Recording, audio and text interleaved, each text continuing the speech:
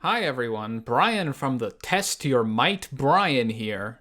Have you ever seen The Dark Knight?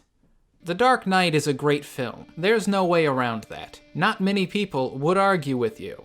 In fact, a ton of people have claimed it transcends the genre of comic book movie. The Dark Knight is not just a great comic book movie, but a great movie in general, they say. And it is that very sentence that ruined movies. However, that is not audiences' fault. Because what they mean is if you assemble a gaggle of talented people at the top of their game, then perhaps you can take a previously not taken seriously medium like comic books and turn it into something that's not just a good adaptation of that medium, but seamlessly beats the nomenclature of real cinema at its own game. But in their infinite wisdom, Hollywood took this to mean people will accept adaptations that are somewhat homogenized to fit into that mold, and they no longer have to put any effort into creating something that matches the identity of what they're adapting. I don't blame fans entirely. I blame Hollywood for purposefully misrepresenting what we want from them in order to do less work, and then gaslighting us when we're disappointed at these half-baked movie scripts with no identity at all. Combine that with the workmanlike uncreativity of modern content culture, and you have bland, factory-made, spiritually unfaithful adaptations. Mortal Kombat is the latest product of this mentality. The W.S. Anderson movie might be corny and dated and bad, but it has its foot set squarely in how it wants to bring the games to life. The first scene, Shang Tsung is in the thralls of a slow-mo slap fight with Liu Kang's brother, absorbs his soul, and hammily declares, "Your brother's soul is mine." Even if you don't like its approach, you're completely against it, it has its identity and earnestly pursues it from the outset. In the new one, we have a cold open on this idyllic, flatly lit, flatly shot Japanese domicile as we are introduced to Scorpion's family not 30 seconds before they all die off screen. Spoilers, by the way, from here on out, because this movie sucks. Compared to that other opening, there is no believable indication this is pursuing the essence of what Mortal Kombat would look like on film. This scene could be the opening to hundreds of other movies. The score is generic and numbing, which is a crime if you have even a passing knowledge of the franchise. In the 90s movie, the iconic Mortal Kombat theme was the first thing you heard. It literally starts playing before the f***ing New Line Cinema logo shows up.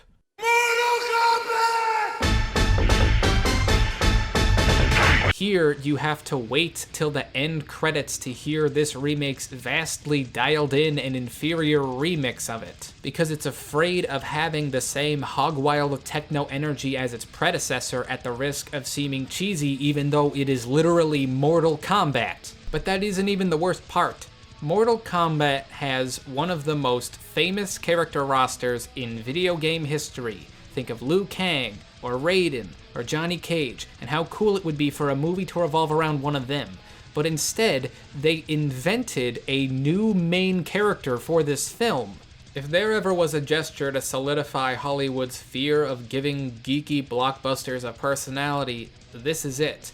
And I don't know why. This stuff is still marketable. Niche geek culture is more popular than it ever has been before. If you just embrace the original appeal of a franchise, the fans of that franchise will go and see it. But there's still insistence there must be some new original character removed from the source material in order for audiences to accept the story, despite the source material being the only reason these movies get made. You do realize that by making these movies to exploit brand recognition, we come with the expectation you're going to properly exploit the brand. What about this is so hard to understand? Why are you keeping everything people are here to see at arm's length? I feel like I'm talking about Godzilla vs. Kong again. At least in Godzilla vs. Kong, Godzilla does verse Kong at some point. The Mortal Kombat tournament does not happen anywhere in this film. You know why the Marvel Universe is fun? Because it's actually about Iron Man, about Captain America, and Thor, and the Guardians of the Galaxy. It's not about f***ing Jimbo trying to connect with his family and sometimes the Avengers show up. The half of this movie that doesn't want to be a serious, compelling action movie wants to use the campy association with the property as an excuse for why it makes no sense whatsoever. This is not a what were you expecting situation. They set the expectations. I just evaluate whether or not they met them. My library of logistical criticisms can be excused with, I wouldn't have a problem with this if it just embraced the camp, but it insists on being taken seriously. Anyway, I haven't seen a movie with this little context for anything that's happening since Justice League. Everyone is way too cool with way too much extremely ludicrous shit happening with no explanation. Cole's family gets attacked by Sub-Zero and they're only mildly intrigued at the idea that a ninja's hurling balls of hail at them. None of the characters react in a way that's appropriate for finding out they're destined for an interdimensional fighting tournament for the fate of the universe. Shang Tsung is not even mentioned by name until halfway through the film, like you have no idea who this guy is. Every character is presented like that. If you're lucky, you'll get their name and one sentence about their backstory.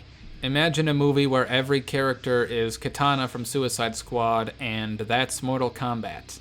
Anyway, Shang Tsung starts off his plan like, we can't let the Elder Gods know we're trying to stop Mortal Kombat before it even happens. But when he invades Raiden's temple, he's all like, actually the Elder Gods don't really care enough to stop me? Then what was the point of trying to move in secrecy to begin with? When the tournament actually starts and nobody shows up to fight you, the Elder Gods are gonna find out you killed all their fighters anyway, and they'll know you did it because the movie establishes when you kill someone who has the dragon birthmark, it transfers to the person that killed them. And also, you knew where Raiden's temple was this whole time and did nothing?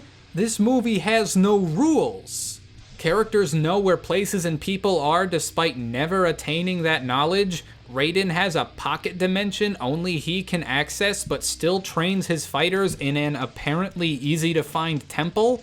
He has the power to teleport people anywhere against their will, and the movie doesn't even make it clear whether or not he needs to know where the person he wants to teleport is or where they want to go. At the end of the movie, he teleports Shang Tsung back to Outworld, which you'd think he would have done earlier, except Shang can clearly travel between realms because how else would he invade the Earth like he does in this film? Like the movie's all, yeah, the day is saved, he's back in Outworld, and I'm thinking, you know, he can just come back. The only possible saving grace for a movie like this is if the fight scenes are fantastic, and, well, sometimes they're a little fun.